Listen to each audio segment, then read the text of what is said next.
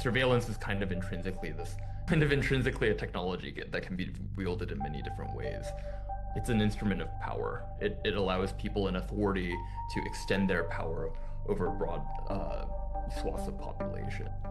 That's Dake Kang. He's one of two reporters who led an investigation into Silicon Valley's enabling of brutal mass detention and surveillance in China.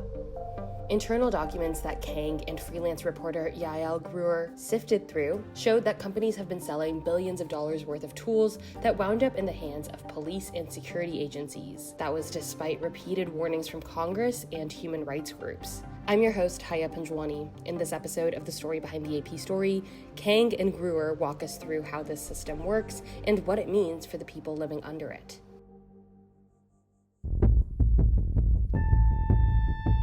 So basically, I have this massive file, or set of files. Like, I had all these internal emails from Landasoft and databases, and, they're in Chinese. I don't know what to do. I'm like, I need help, reporting this out. And, so that's how it started. And a lot of people think of it as being a Chinese phenomenon, that this is something that was constructed by the Chinese, that it's kind of a Chinese, unique to China kind of system. But it's not. We basically found out that, this is a history that stretches back, 3 decades. American tech companies basically brought a lot of these technologies and concepts to China to help the Chinese build their digital police state. Predictive policing is when police departments use algorithms to analyze massive amounts of information that they say will help predict and prevent potential future crimes. But the problem with it is that people sometimes get arrested for crimes that they haven't committed and might never commit because these systems are never 100% accurate. And it really matters a lot who's wielding them, right? I mean, they're basically tools that the state uses for their own purposes, to spy on you, to look into your activities, to figure out what you're doing. And depending on what their goal is, that goal could be, preventing crime, making sure that bad people don't do things, or it could also be making sure that people don't foment dissent against the state, that they don't say things that the government doesn't like. We didn't even know what the story was in the beginning. We knew it was significant because this is basically the machinery of how this predictive policing surveillance apparatus in Xinjiang worked.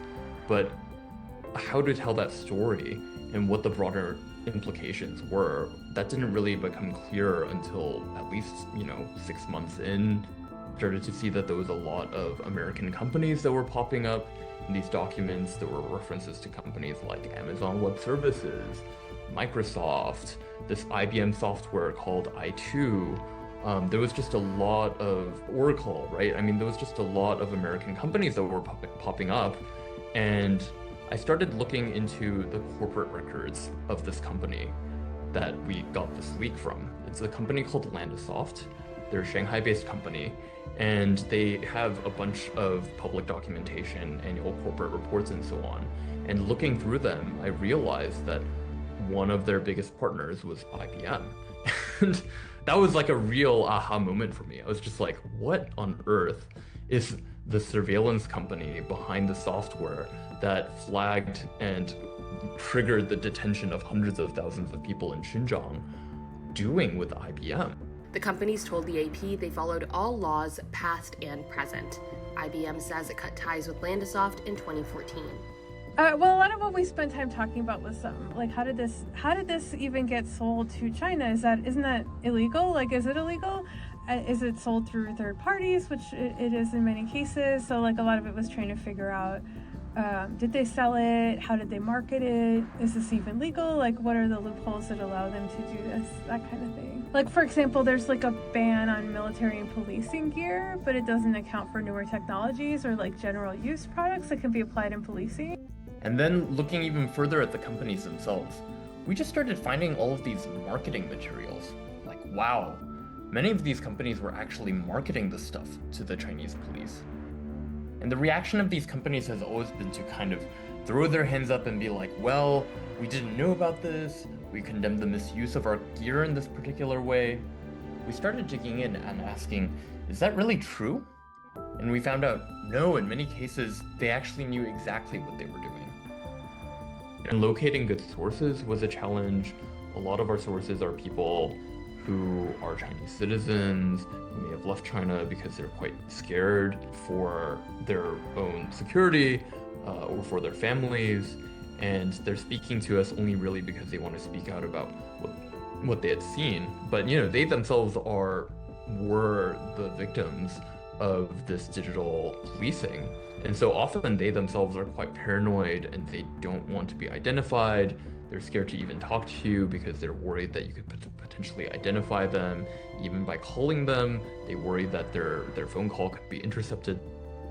There's so many more people that it's negatively impacted that I don't think would speak to the media because they're already at risk. So people have essentially been silenced. So there's just a lot of stories and voices that we can't get because of the impact of this technology on their lives.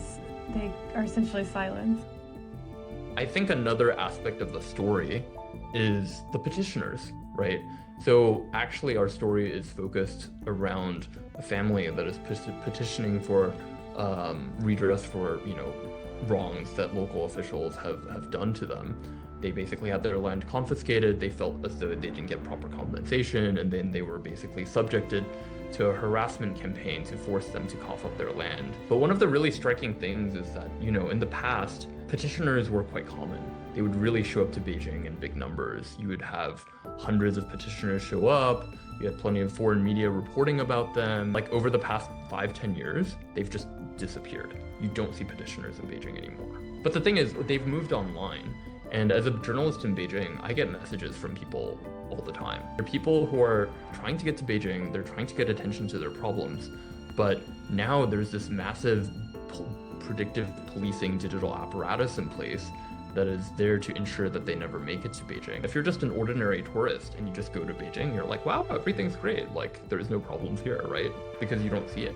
15 years ago, you've been like, wow, why are there so many, people like, waving signs or whatever, right? Like, it was much more visible, and it's completely shoved under the surface.